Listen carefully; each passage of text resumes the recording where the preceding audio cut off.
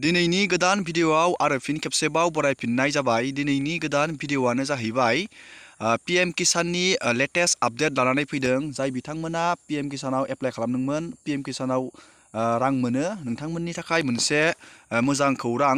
PM किसाननि 15थि instalment, बे 15थि instalment रां सोनायनि final डेटआ ओंखारनानै फैबाय।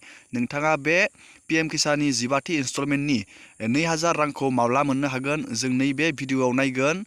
आरो जाय बिथांमोना पीएम किसानाव गोदानै एप्लाइ खालामदों, नोंथांमोना रांखौ मोनगोन ना मोना, नोंथांनि स्टेटासा डिस्ट्रिक्ट लेभेलाव एप्रुभ जाना जायाखै, नोंथाङा बेखौ बोरै चेक खालामनो, जों बेखौबो नायगोन। आरो जाय बिथांमोना सेल्फ हेल्प ग्रुप आरो जाय अरुनदय स्किमाव एप्लाइ खालामदोंमोन, नोंथांमोना नोंथांमोननि रांखौ माला मोनगोन, जों बेखौबो नैबे भिडियोआव A to Z सावरायगोन।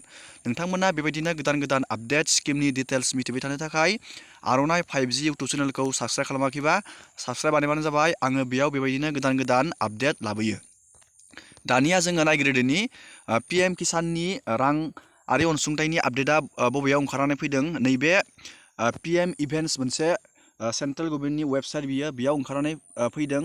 बेनो जाहैबाय नैबेयाव 18 करोड़ पीएम किसान, नैबेयाव खेथियकफोरनो 15 नभेम्बराव नोंथांमोना बे 15 नभेम्बराव 3 PM आव नोंथांमोना बे पीएम किसाननि 15थि इनस्टलमेन्टखौ नोंथाङा मोननो हासिगोन। नैबे डाइरेक्ट सेन्ट्रेल गभर्नमेन्टआनो बेखौ लन्च खालामना होखाबाय। नैबे डेटखौ नोंथाङा 15 नभेम्बराव पीएम किसाननि 15थि इनस्टलमेन्टखौ मोननो हागोन। दानिया जोङो नायगोन जाय बिथांमोना पीएम किसानाव गोदानै एप्लाइ खालामदों, नोंथांमोना नोंथांनि स्टेटासा डिस्ट्रिक्ट लेभेलाव एप्रुभ जादोंना जायाखै, नोंथाङा बेखौ बोरै नायनो। नोंथाङा बे डिस्ट्रिक्ट लेभेलाव एप्रुभ जाबासो नोंथाङा पीएम किसाननि गोदान रांखौ मोननो हागोन।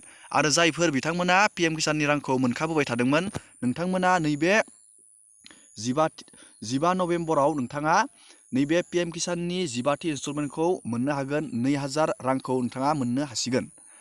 दानिया नोंथाङा बेखौ नायनोब्लाथाय आङो भिडियोनि डिसक्रिपसनाव बेनि लिंकखौ होनानै दोनगोन। नोंथाङा बेयाव थुबाबो नैबे पेजाव फैनानै नोंथाङा बेखौ नायनानै लानो हागोन। जों दानिया पीएम किसाननि डिस्ट्रिक्ट लेभेलाव एप्रुभ जादोंना जायाखै नोंनि स्टेटासा, जों बेखौ बोरै चेक खालामनो नायनोसै भिडियोआव।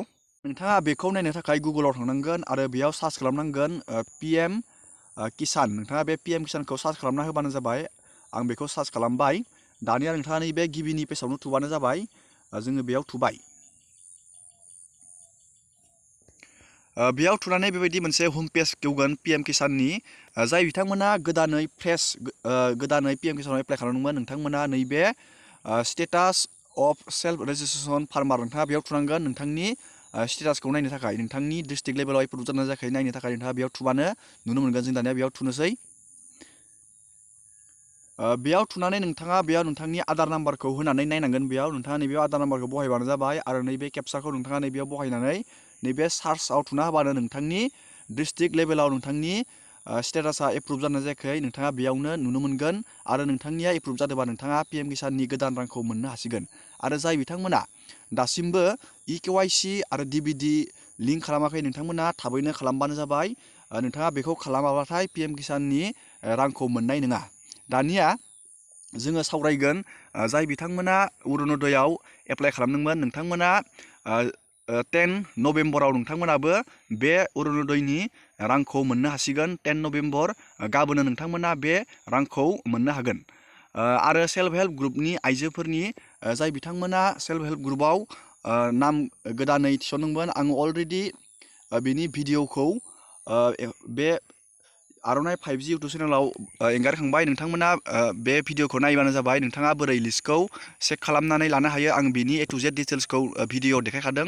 नोंथांमोना बे लिस्टआव नामा दंब्ला नोंथाङा 10,000 नोंथाङा रांखौ मोननो हासिगोन।